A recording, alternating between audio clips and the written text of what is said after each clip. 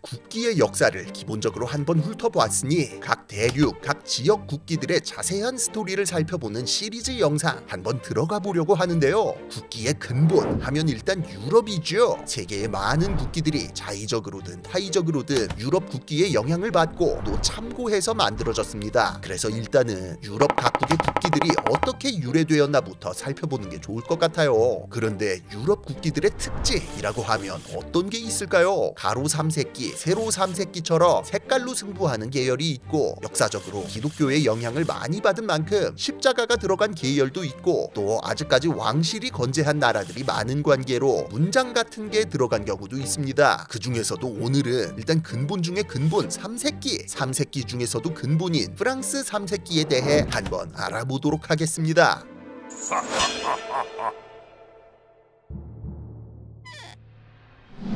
프랑스의 청백적 3세기, 이게 이제 세로 배치형 3세기의 근본이라고 할 수 있는 녀석입니다. 그래서 이름도 그냥 3세기, 프랑스어로는 라트리꼴로르라고 부르는데요. 우리에게는 각 색깔별로 자유, 평등, 우애를 상징한다고 알려져 있죠. 근데 사실 이건 나중에 붙여진 의미로 프랑스 국기의 적색과 청색은 원래 프랑스의 수도인 파리를 상징하는 색깔이었습니다. 저번 화에서 설명했던 것처럼 유럽의 각 도시들은 중세 이후로 도시마다 자기네만의 깃발과 문양, 즉 시기가 따로 있었는데 파리시의 시기가 이런 식으로 적색과 청색으로 이루어져 있었어요. 반면 당시까지 프랑스가 국가 차원에서 사용했던 깃발 도안은 이런 식으로 프랑스라는 근대 국가를 상징한다기보다는 프랑스의 왕실 내지는 부르봉 왕가 그 자체를 의미하는 물건이었던지라 지금의 프랑스 국기와는 전혀 딴판인 물건이었습니다. 그러니까 지금의 프랑스 국기는 이 시대 프랑스 왕실기보다는 외려 파리 시기의 후예다 라고 할 수 있는 거죠.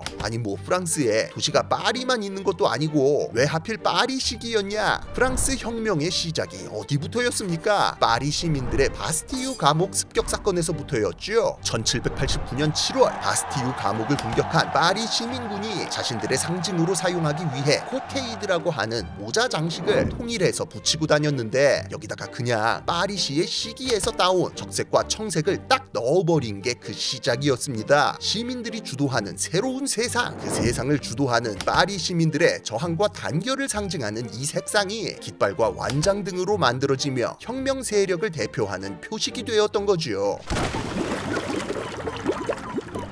그런데 파리 시기에는 백색이 없는데 시민군 코케이드에는 백색이 있네? 뜬금없이 백색은 왜 추가됐느냐 하며 항복하려고 추가한 거 아닙니다. 일단 솔직히 이렇게 조그만 코케이드 리본에다가 적색이랑 청색을 무지성으로 박아버리니 멀리서 볼 때 시인성이 너무 떨어졌다는 게 현실적인 이유였습니다. 그래서 그때까지 프랑스의 상징으로 줄기차게 사용돼 왔던 흰색을 꼽사리 껴 넣은 거예요. 역시 예술의 나라라 그런지 이런 거 못 참는다 이거죠.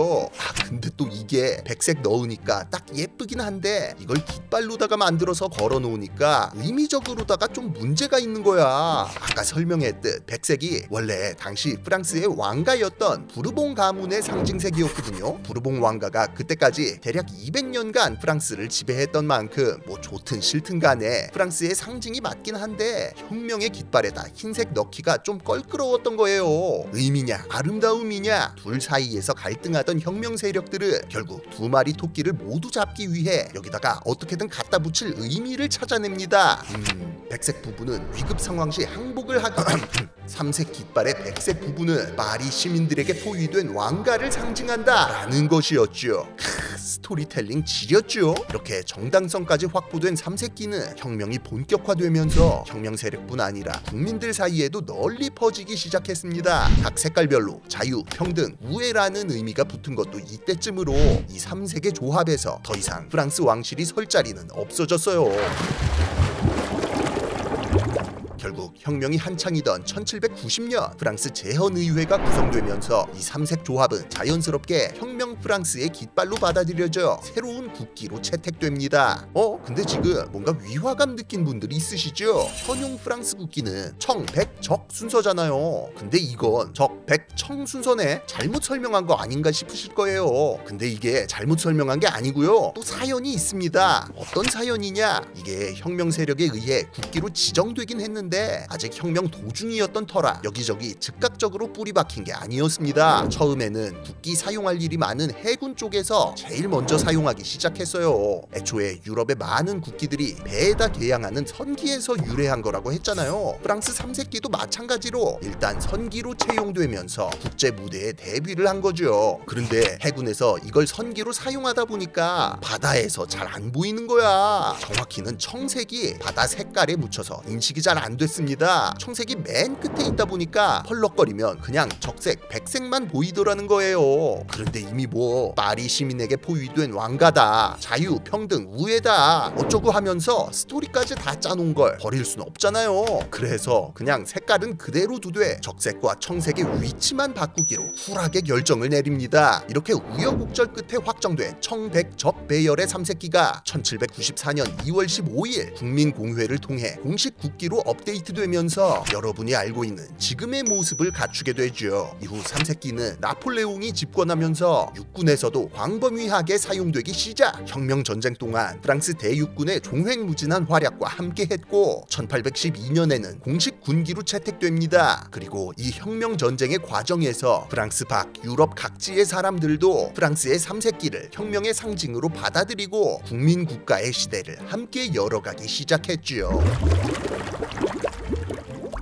이처럼 자유와 평등의 기치를 담은 프랑스 3세기는 나폴레옹이 몰락하고 빈 체제가 시작된 이후 부르봉 왕조가 다시 복구되면서 잠시 사라졌지만 20여 년 만에 다시 부활하여 이후 지금에 이르기까지 꾸준히 사용되고 있습니다. 심지어 2차 대전 당시 북프랑스가 나치 독일에 점령당하며 비시 프랑스와 자유 프랑스 두 개의 정부가 존재했을 때에도 양측 모두가 당연스럽게 3세기를 국기로 삼으면서 프랑스라는 국가의 정당성을 확보하려 했을 정도죠. 그만큼 프랑스 국민들의 삼색기 사랑은 엄청나서 이 삼색 패턴을 여기저기서 다 사용하는 걸로 유명한데요. 국기나 육해공군의 상징으로는 물론 일상의 패션에도 적극적으로 사용되어 전 세계적으로 청백적 직선 배치하면 프랑스라는 인식이 널리 퍼져 있습니다. 마침 2024년 올해 파리 올림픽이 개최되는데 이것 좀 보세요. 뭐 삼색 조합으로다가 떡칠이 돼 있어서 누가 봐도 프랑스적인 느낌이 물씬 나죠. 사실 적색이나 청색, 백색 쓰는 국기들이 프랑스만 있는 것도 아닌데 어떤 문양이나 상징이 아닌 색깔의 조합만으로도 프랑스의 느낌이 들게 한다는 점에서 역시 근대 국기의 원조는 다르구나 라는 생각이 들어요. 한편 근대 국민국가의 1번 타자라는 점에서 프랑스 3세기는 다른 나라들의 국기에도 지대한 영향을 준 하나의 원형이라고도 볼 수 있습니다. 특히나 새로 배치 3세기의 경우는 누가 뭐래도 프랑스 국기를 벤치마킹한 것으로 세계의 수많은 국기들이 채택하고 있는 스테디셀러 디자인 중 하나죠. 그러면 다음 영상은 프랑스 혁명과 3세기의 영향을 받은 또 다른 국기에 대해 한번 다루어 보도록 하겠습니다. 지금까지 지식해적단의 키드였습니다. 그럼 새로운 국기를 약탈하러